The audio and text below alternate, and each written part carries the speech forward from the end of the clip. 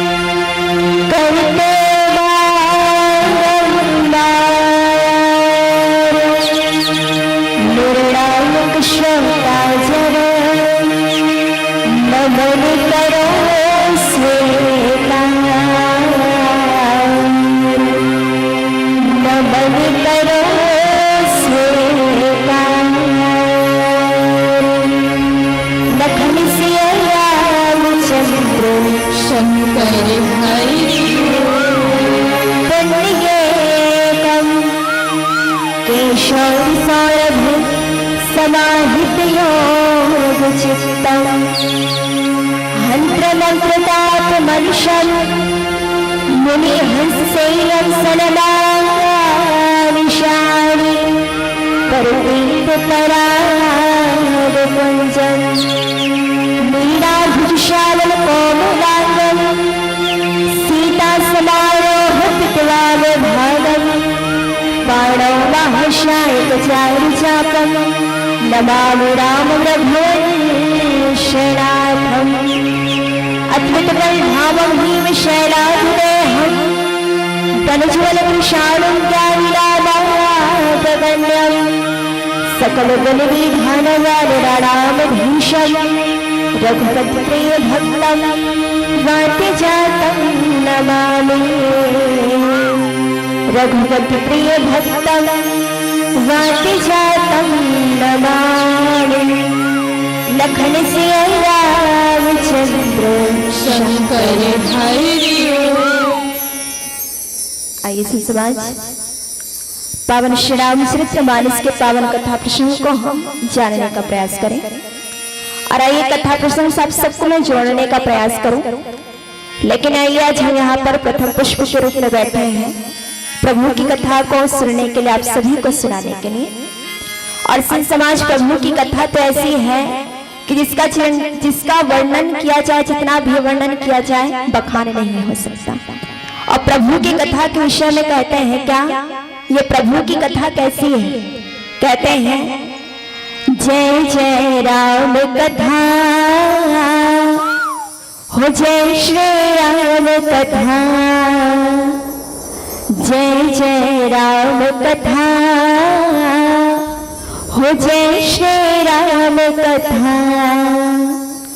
जिसे श्रवण कर मिट जाती है, कथा श्रवण कर मिट जाती है, 100 जन्म जन्म की व्यथा हो, जय जय राम कथा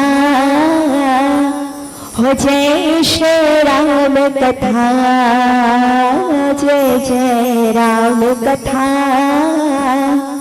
हो, जय श्री राम कथा। सुन समाज प्रभु की कथा ऐसी है जिसको सुनने से मन की व्यथा दूर हो जाती है। और बाबा जी महाराज जब सर्वप्रथम में श्री रामचरित मानस को लिखे तो सबसे पहले 7 छंद में सभी देवी देवताओं की स्तुति करते हैं।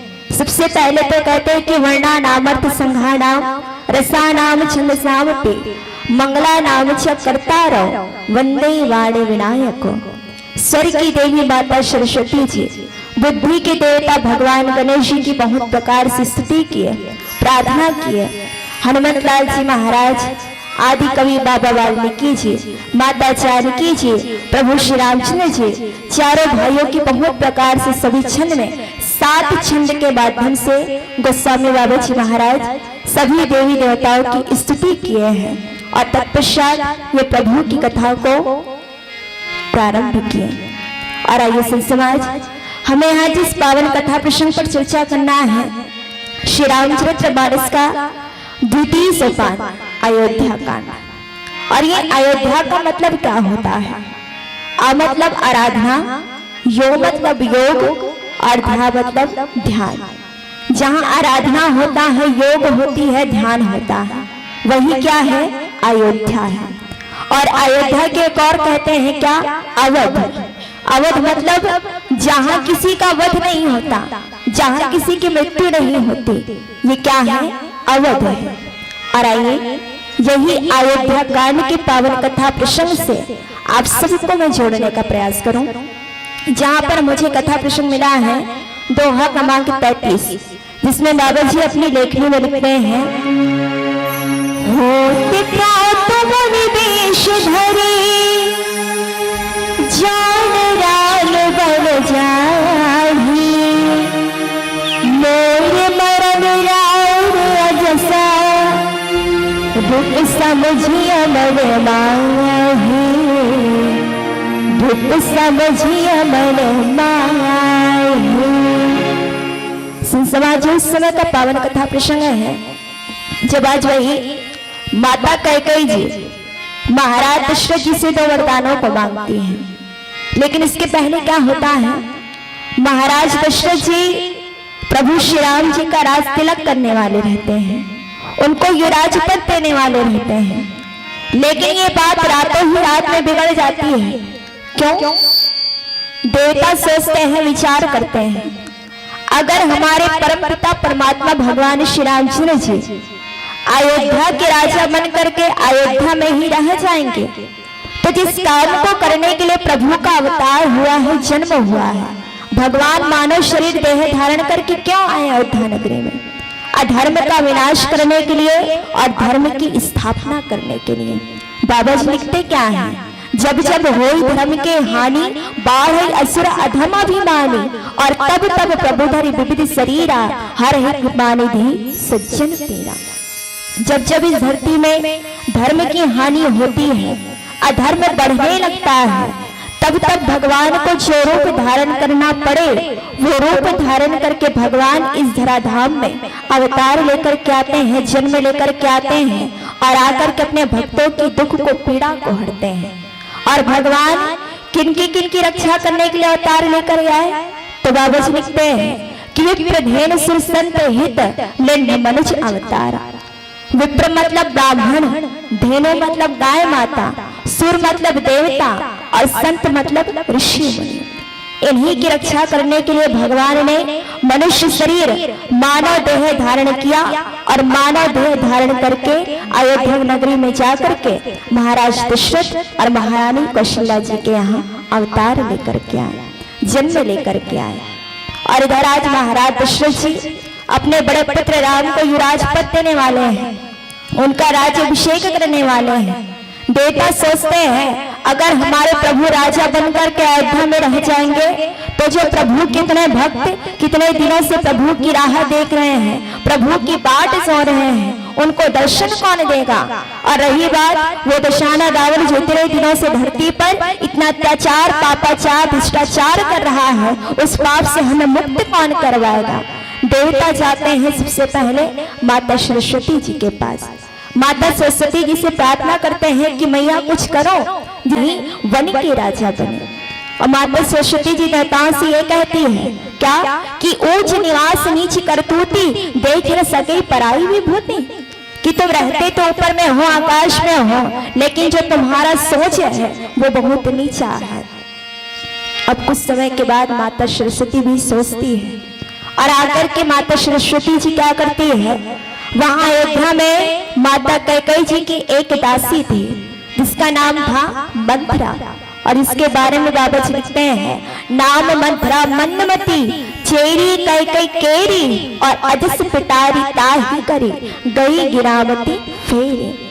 मंत्रा नाम की माता कैकेयी जी की एक दासी थी और जिसको बाबा जी ने मंदमती कहा, और वही मंत्रा नाम की दासी के बुद्धि को अपयश की पिटारी बनाकर के माता सरस्वती जी उस मंत्रा की बुद्धि को बिगाड़ कर फेर कर चले जाती है। और वहां पर अयोध्या नगरी में सभी तो बड़े खुश हैं, सभी बड़े प्रसन्न हैं कि हमारे प्रभु राम राजा बनने वाले हैं, कर उनका राज्य अभिषेक होने वाला है। सभी बड़े सुंदर तोरण पताकाओं से पूरे अयोध्या नगरी को सजाए हुए हैं, लेकिन वो अयोध्या में सिर्फ एक मंत्रा है जिसको यह खुशी बर्दाश्त नहीं हो रही है। और ये जन समाज पहले तो मंत्रा को यह भी पता नहीं था कि अयोध्या नगर क्यों सजाया गया है। जाके पूछती है किन लोगों से कि इतने उत्सव क्यों मनाए जा रहे हैं। वो कहती है कि अरे मंत्रा तुझे पता नहीं, कल हमारे प्रभु राम का राज्य अभिषेक होने वाला है, महाराज दशरथ जी उनको युवराज पद देने वाले हैं। इस कारण से आज सुंदर अयोध्या नगरी को ऐसे सुंदर मंगलोत्सव तोरण पताकाओं से दीपों से सजाया गया है। और जब ये समाचार सुनी मंत्रा, तो मंत्रा से रहा नहीं गया। मंत्रा चाहती है बहुत प्रकार से माता कैकेयी जी को पहले बताती है ये समाचार, और इस समाचार को सुनकर के माता कैकेयी जी भी एकदम प्रसन्न हो जाती है, खुश हो जाती है। करे माँ, मेरे बेटे राम का राज्य अभिषेक होने वाला है, मेरा बेटा राम का राजा बनने वाला है। माता कैकेयी जी बहुत प्रकार से उपहार माता मंत्रा को भेंट करती है। माता कैकेयी जी अब मंत्रा कहती है माता कैकेयी जी से, अरे महारानी देख, वो माता कौशल्या जी का बेटा राम जिसको महाराज दशरथ जी राजा बनाने वाले हैं, और तेरा बेटा भरत दास बन के रह जाएगा। मंत्रा बहुत प्रकार से माता कैकेयी जी को भड़काती है, और संत समाज वहां पर माता कैकेयी जी भी बहुत प्रकार से बोलती है मंत्रा को कि मंत्रा तू ऐसी बात क्यों कर रही है, तू ज्यादा बात ना कर, नहीं तो मैं तेरा जीभ निकाल लूंगी। बहुत प्रकार से माता कैकेयी जी भी डांटती है मंत्रा को। लेकिन अब माता कैकेयी जी को वो बात याद आई। कौन सी बात? जब प्रभु श्री रामचंद्र जी छोटे से थे, बालक थे, खेल रहे थे, माता कैकेयी जी बैठी हुई थी। प्रभु श्री राम जी जाते हैं माता कैकेयी जी के पास और जाकर के अपने दोनों हाथों से माता कैकेयी जी के आंख को बंद कर देते हैं। प्रभु श्री राम जी कहते हैं माता कैकेयी जी से कि मैया पहचानो मैं कौन हूँ। माता कैकेयी जी कहती है कि इतना नटखट तो मेरा बेटा लक्ष्मण है, तुम पक्का लक्ष्मण हो बेटा। अब प्रभु श्री राम जी हाथ को हटाए कहने लगे मैया से, मैया मैं तो आपका बेटा राम हूँ, देखो मैं आज जीत गया और आप हार गए। अब माता कैकेयी जी बड़ी खुश हो जाती है, प्रसन्न हो जाती है, कहती है प्रभु श्री राम जी से, मांग बेटा तुझे क्या चाहिए, तूने आज मुझे हरा दिया और तू जीत गया, मांग तुझे क्या चाहिए। तब उसी समय प्रभु श्री राम जी कहते हैं माता कैकेयी जी से, मैया आज जो मैं तुझसे मांगने वाला हूँ ना, वो मुझे तेरे अलावा इस संसार में कोई नहीं दे सकता। माता कैकेयी जी बोली, मांग बेटा तुझे क्या चाहिए। तब प्रभु कहते हैं कि मैया सुनना, जब पिताजी मेरा राज्य अभिषेक करने वाले रहेंगे ना, मुझे राजा बनाने वाले रहेंगे ना मैया, तो तू मेरे लिए अयोध्या का नहीं वन का राज्य मांगना, क्योंकि मैया तेरा बेटा राम जिस काम को करने के लिए इस संसार में आया है, वो काम तभी पूरा होगा जब तू अपने इस बेटे को वन में भेजेगी, जंगल में भेजेगी। माता कैकेयी जी समय कहती है प्रभु से कि हाँ बेटा मैं काम अवश्य करूंगी, भले ये पूरी दुनिया मुझे कलंक लगाए, गलत कहे, मुझे बुरा कहे, लेकिन मेरा बेटा राम जिस काम को करने के लिए संसार में आया है, वो काम को मैं अवश्य पूरा करवाऊंगी। और इसी कारण से संत समाज माता कैकेयी जी आगे महाराज दशरथ जी से 2 वरदान को मांगती है। पहला वरदान भैया भरत जी के लिए राज्याभिषेक, और दूसरा वरदान तापस वेश विशेष उदासी 14 वर्ष राम वनवासी, कि तपस्वी का वेश धारण करके राम 14 वर्षों के लिए 14 सालों के लिए वनवास को जाए। ऐसा वरदान माता कैकेयी जी महाराज दशरथ जी से मांगे। और इधर जब ये दोनों वरदान को माता कैकेयी जी महाराज दशरथ जी से मांगी ना, महाराज दशरथ जी तो अपना सर पकड़ करके बैठ गए हैं। कि ये कैसे हो गया। आज ये महारानी कैकेयी ने, जो कि कैकेयी कितना प्रेम करती थी राम से, ये आज राम के लिए ऐसा कैसे सोच रही है। महाराज दशरथ जी भी बहुत विलाप कर रहे हैं।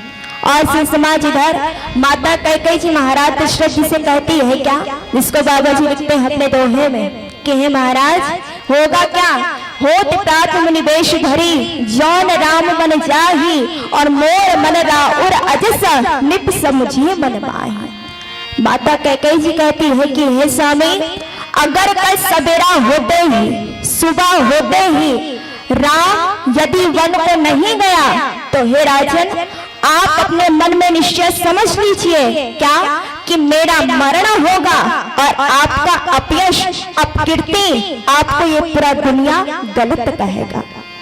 और अगर राम वन को गया तो आप मरेंगे और मेरी अपकीर्ति फैलेगी। ऐसा माता कैकेयी जी कहती है।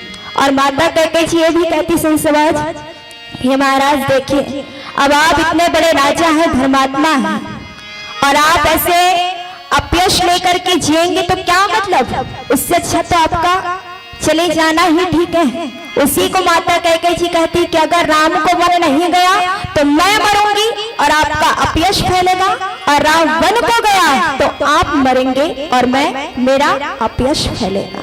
ऐसा माता कैकेयी जी कहने लगी। और आगे बाबा जी अपनी लेखनी में और क्या बताते हैं, आइए भजन तत्पश्चात संत समाज माता कैकेयी जी कहती है महाराज दशरथ जी से कि हे स्वामी, आप चाहे करोड़ों उपाय क्यों न करें, लेकिन क्या ये जो आपकी माया ममता है ना, ये जो आपकी चालबाजी है ना, वो अभी काम नहीं आएगी। क्योंकि आपने क्या कहा है, असल समाज मंत्रा माता कैकेयी जी से कहती कि ये कही थी कि महारानी, जब तक वो महाराज दशरथ जी प्रभु राम की शपथ ना खाए, राम की शपथ ना खाए, तब तक अपने दो वरदान को मत मांगना। ऐसा कहा था मंत्रा ने माता कैकेयी से। और महाराज दशरथ जी भी क्या करते हैं, प्रभु श्री राम जी की शपथ खा करके कहते हैं कि कैकेयी मांग, तुझे क्या चाहिए। ऐसा कहते हैं महाराज दशरथ जी माता कैकेयी जी से। और जब प्रभु श्री राम जी की शपथ को खाते हैं महाराज दशरथ जी, तभी माता कैकेयी जी अपने दो वरदानों को मांगती है। पहला वरदान भैया भरत जी के लिए राज्याभिषेक, और दूसरा वरदान प्रभु श्री राम जी के लिए 14 वर्षों का 14 सालों का वनवास। और माता कैकेयी जी कहने लगी कि हे स्वामी, हे नाथ, मैंने जो आपको मांगा है उसे आप देंगे या नहीं देंगे, इस बात को आप साफ साफ मुझे बतला दीजिए। क्योंकि माता कैकेयी जी क्या कह रही है कि अगर राम को नहीं जाएगा तो मैं मरूंगी, आपका अपयश फैलेगा, और राम वन को जाएगा तो आप मरेंगे और मेरी अपकीर्ति फैलेगी।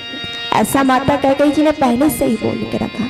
और आगे कहती है माता कैकेयी जी महाराज दशरथ जी से कि हे राम, हे महाराज दशरथ जी, हमारे जो बेटा है राम वो कैसा है। बाबा जी लिखते हैं, राम साधु तुम साधु सयाने, राम मात भली सब पहचाने, जस कौशिला मोर भलता का, तस फल उन्हें देव करी साका। माता कैकेयी जी कहने लगी कि हे स्वामी, हे नाथ, जो हमारा बेटा राम है वो क्या है, साधु है, और आप उससे भी बड़े सयाने साधु हैं। और राम की माता दीदी माता कौशल्या जी भी बड़ी भली है, और मैंने सबको पहचान लिया है, आपकी चालबाजी मैंने समझ ली है।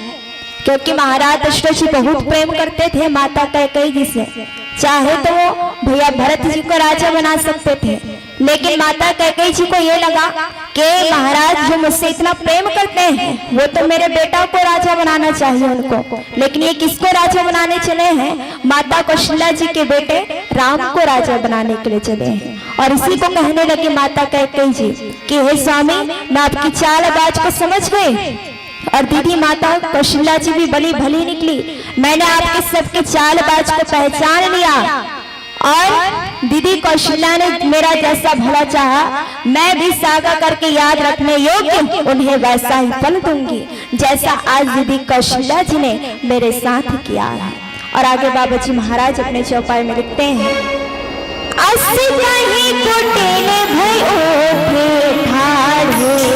मानव रोष तरंगी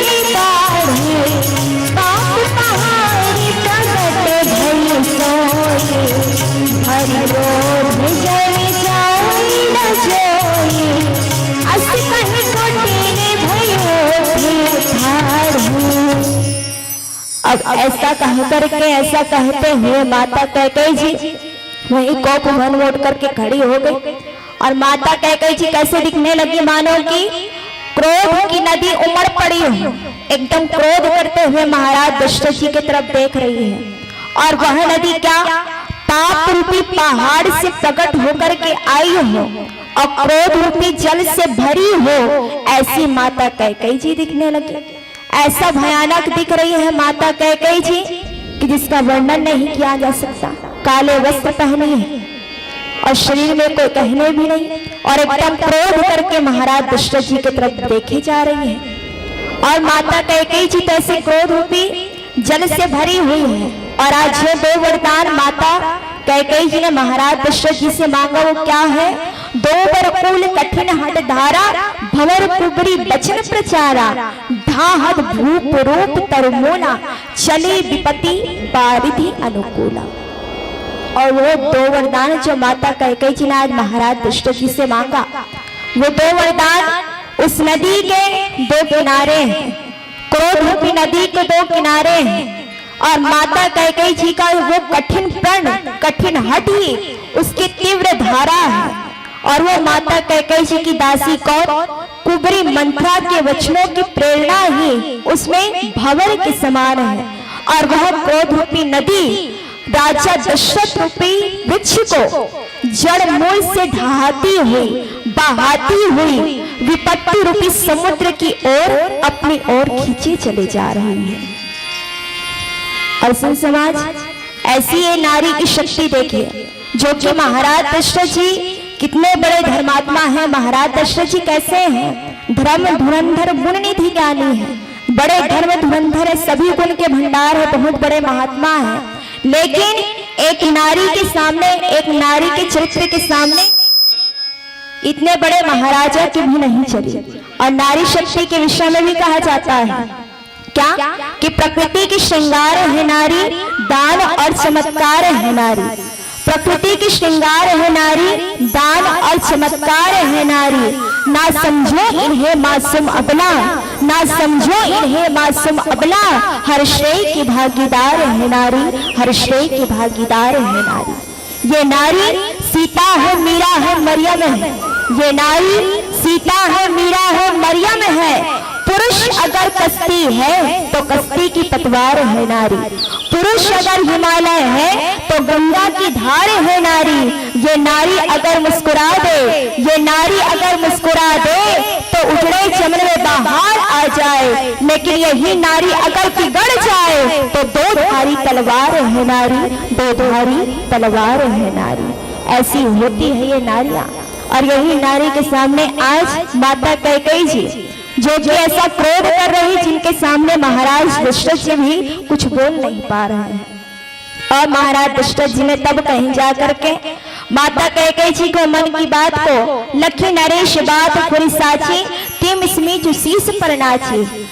अब महाराज दशरथ जी ने समझ लिया कि अब मैं चाहे कुछ भी बोलो, आगे कुछ नहीं हो सकता। क्योंकि महाराज दशरथ जी ने पहले ही क्या कहा है, क्या, कि रघुकुल रीति सदा चली आए, प्राण जाहि पर बचन न जाए। रघुकुल की तो यह रीति है क्या, कि प्राण भले ही चले जाए लेकिन वचन नहीं जा सकता। महाराज दशरथ जी पहले ही बोल चुके हैं। अब माता कैकेयी जी को तो वरदान भी मांग चुके हैं और उसको महाराज दशरथ जी नहीं भी बोल सकते हैं, नहीं करके बोल भी नहीं सकते। महाराज दशरथ जी भी बड़ी दुविधा में पड़ गए हैं।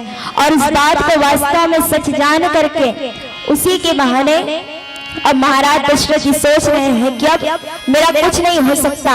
और यही सोच रहे हैं महाराज दशरथ जी कि स्त्री के बहाने मेरी मृत्यु ही मेरे सर पर नाच रही है। और उसी समय महाराज दशरथ जी गिर गए, कहाँ, माता कैकेयी जी के चरणों में। और चरण को पकड़ करके उससे उठा करके विनती करते हैं, प्रार्थना करते हैं। और क्या कहते हैं, आइए भजन तत्पश्चात पुनः जानने का प्रयास करेंगे। लखन से चंद्र शंकर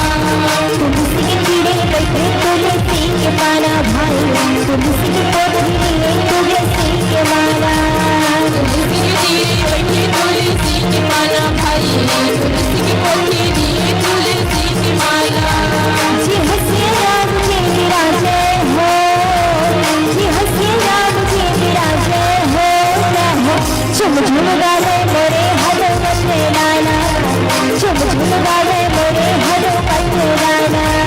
राम श्री राम जय जय राम, राम श्री राम जय जय राम।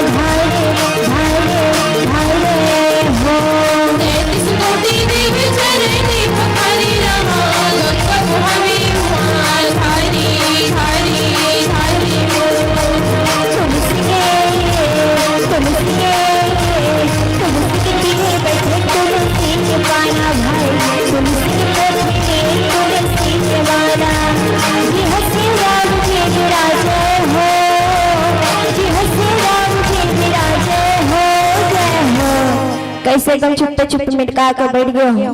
ताली के साथ में राम नाम संकीर्तन करना है। चलो का बोलना है ताली के साथ में, का बोलना है राम राम बोलना है। ना पैसा लगता है और ना खर्चा लगता है, ना पैसा लगता है और ना खर्चा लगता है। राम राम बोलिए बड़ा अच्छा लगता है। लागते नहीं लागे, लागते नहीं लागे, लागते ना। चलो ताली के साथ में बोलना है का राम से राम जय जय रामा, राम से राम जय जय रामा। राम जय जय रामा, राम श्री राम जय जय रामा। राम से राम जय जय रामा, राम से राम जय जय रामा। राम श्री राम जय जय रामा, राम श्री राम जय जय रामा।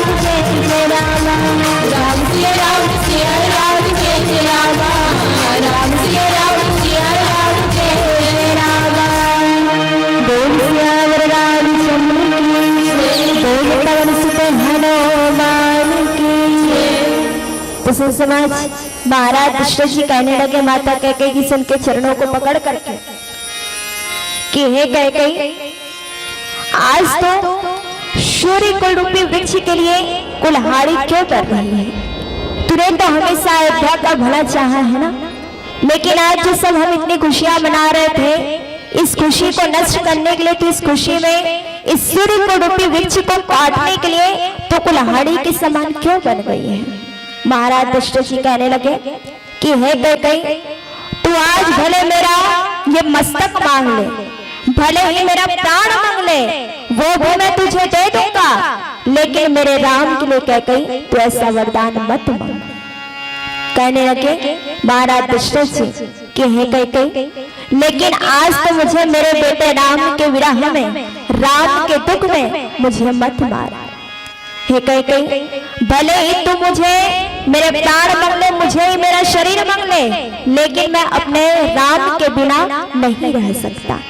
और कहने लगे महाराज दशरथ जी माता कैकेयी जी से कि हे कैकेयी, तू कैसे भी हो तू राम को रखना चाहती है अपने पास, बेटे राम को रख ले, नहीं तो जन्म भर तेरी छाती जलती रहेगी कि क्यों मैंने ऐसा किया, कि क्यों मैंने अपने बेटे को वन में भेजा। कैकेयी, तू राम को भले ही अपने पास रख ले कैकेयी, लेकिन मेरे बेटे राम को तू वनवास मत भेज, वन में मत भेज।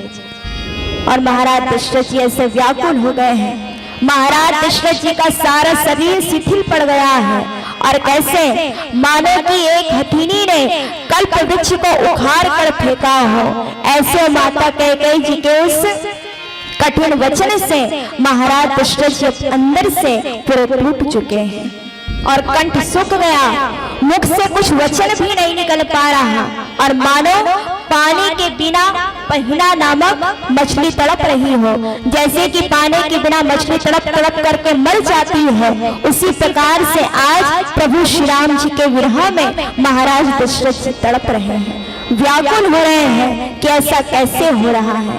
और फिर माता कैकेयी जी महाराज दशरथ जी को वैसे देख करके और वचन कहने लगी, कठोर वचन, और कहती है क्या, तुम कहो कटु कठोर कैकेयी, मनहु भाए बहु माहुर दे, जो अनकहु असुर तब रहे, मांग मांग तुम के बन रहे, मांग मांग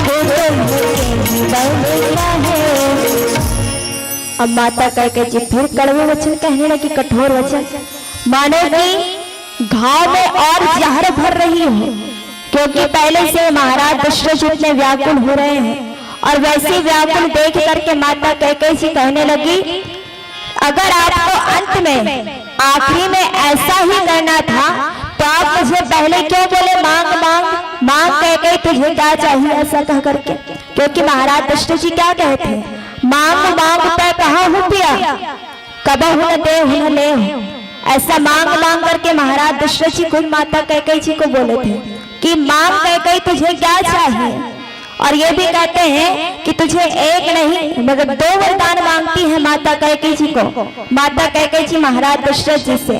तो महाराज दशरथ जी ये कहते हैं माता कैकेयी जी से कि तू 2 के बदले 4 मांग ले, लेकिन मांगना तुझे क्या चाहिए। वही बात को कहने लगी माता कैकेयी जी, अगर आपको अंत में ऐसा ही करना था, मेरे बात को नहीं मानना था, तो आप पहले मुझे क्यों बोले मांग मांग ऐसा कह करके। हे महाराज दशरथ जी, हे स्वामी, हे राजा सुनिए। अब कहने लगी माता कैकेयी जी कि ठहाका मारना, हंसना और गाल फुलाना, क्या ये दोनों एक साथ हो सकते हैं? नहीं हो सकते। और कहने लगी माता कैकेयी जी कि दानी भी कहना और कंजूसी भी करना, मतलब जो बहुत बड़े दानी है, बड़े महात्मा है, और अगर वो कुछ देने के लिए कंजूसी करे तो क्या उस पर शोभा देगा? नहीं देगा। और कहने लगी माता कैकेयी जी कि लड़ाई में बहादुरी भी दिखावे, कहीं चोट भी ना लगे, और क्या राजपूती में क्षेम कुशल भी रह सकती है? क्या नहीं रह सकती। और उसी प्रकार से महाराज, आप तो इतने बड़े धर्मात्मा हैं, अपने प्रण के सच्चे हैं, और आपने जब मुझे प्रण दे दिया है, वचन दे दिया है, तो वचन तो आपको मुझे देना ही पड़ेगा। राम को तो वनवास भेजना ही पड़ेगा, और भरत को तो राजा बनाना ही पड़ेगा। अब ऐसे माता कैकेयी जी के मर्म भेदी वचनों को सुन करके महाराज दशरथ जी कहने लगे कि कैकेयी, तू जो कुछ भी बोल, तू चाहे कह ले, तेरा कुछ भी दोष नहीं है। बस अब जो जो काल है वो मेरे सर पर मंडरा रहा है। मेरा काल तुझे मानो पिशाच होकर लग गया है और वही तुझसे यह सब आज ऐसा कहलवा रहा है। ऐसे वचन तू आज मुझसे कह रही है, क्योंकि मुझे नहीं लगता कि तू अपने खुद से ऐसे वचन आज कह रही होगी, क्योंकि मैं जानता हूँ कि तू कितना प्रेम करती है राम से बचपन से ही, और अपने बेटे राम के लिए तू ऐसा कभी नहीं कर सकती। महाराज दशरथ कहने लगे कि कैकेयी भले ही तो बेटे भरत के लिए राजपद मांग रही है, राज तिलक करने बोल रही है भरत का, लेकिन मैं अच्छी तरह से अपने बेटे भरत को जानता हूँ कि वो अपने बड़े भैया राम के रहते वो राजपद नहीं चाहेगा। चाहे हम कुछ भी कर ले, लेकिन वो भरत राज सिंहासन पर नहीं बैठेगा, नहीं चाहता। और कहने लगे महाराज दशरथ जी कि ये सब जो आज हो रहा है अयोध्या नगरी में, ये सब मेरे पापों का परिणाम है, जिससे कुछ समय में बेमौके वो विधाता वो परमात्मा आज मुझसे विपरीत हो गए हैं, उल्टे हो गए हैं। और तेरी उजाड़ी हुई यह सुंदर अयोध्या फिर भली भांति बसेगी और समस्त गुणों के धाम श्री राम की प्रभुता भी होगी और मेरे बेटे राम का राज तिलक अवश्य होगा। महाराज दशरथ जी बहुत प्रकार से कहने लगे माता कैकेयी जी को। अब सुन समाज, महाराज दशरथ जी कहने लगे कि कैकेयी केवल तेरा तोर कलंक मोर पर चिताओ, मोई न मिटी न जाए ही काओ, अब तो उन्हीं के लाग कर सोई, लोचन ओट बैठ न हो गई। महाराज दशरथ जी कहने लगी कैकेयी केवल तेरा कलंक और मेरा पछतावा मरने पर भी नहीं मिटेगा और या किसी तरह भी नहीं जाएगा। अब तुझे जो अच्छा लगे वही कर, मुंह छिपाकर मेरी आंखों की ओर से जा बैठ, जा कहीं जा कर के बैठ, लेकिन मेरे सामने से, मेरे नजरों के सामने से तू तुरंत हट जा। महाराज दशरथ जी बहुत विलाप करने लगे और आयुष्य समाज पीलीबत्ती का संकेत। और इधर महाराज दशरथ जी तो वचन को नहीं टाल सके, क्योंकि पहले बोल चुके थे कि रघुकुल रीति सदा चली आए, प्राण चाहे पर वचन न जाए। प्राण भले जा सकते हैं लेकिन वचन नहीं जा सकते। और सुन समाज देखिए, हम भले ही यहाँ बैठ करके ये कहते हैं कि माता कैकेयी जी के कारण प्रभु को 14 सालों के लिए वनवास जाना पड़ा, प्रभु राम को वन जाना पड़ा, लेकिन भले ही माता कौशल्या जी ने प्रभु राम को जन्म दिया है, लेकिन मर्यादा पुरुषोत्तम प्रभु श्री राम जी को जन्म ये माता कैकेयी जी ने दिया है। और इधर आगे भगवान श्री रामचंद्र जी अपने माता पिता की आज्ञा को श्रद्धार करके 14 सालों के लिए वनवास पर निकल जाते हैं। और इधर महाराज दशरथ जी अयोध्या नगरी में प्रभु श्री राम जी के विरह में राम राम कहि राम कहि, राम राम कहि राम, और तनु परिहरि रघुबर विरह, राव गयो सुरधाम, राव गयो सुरधाम। प्रभु श्री राम जी के विरह में 6 बार राम राम कह करके, और 6 बार क्यों बोला महाराज दशरथ जी ने, क्योंकि प्रभु श्री राम जी को अयोध्या नगरी से जंगल की ओर गए 6 दिन हुए थे, इसी कारण से 6 बार राम राम कह करके महाराज दशरथ जी अपने प्राणों का त्याग करते हैं और कहते हैं ना, सोना माटी के हेरा एक घर का भरोसा, सोना माटी के हेरा, सोना माटी के हेरा, एक घर का भरोसा, सोना माटी के हेरा, एक घर का भरोसा, सोना माटी के हेरा।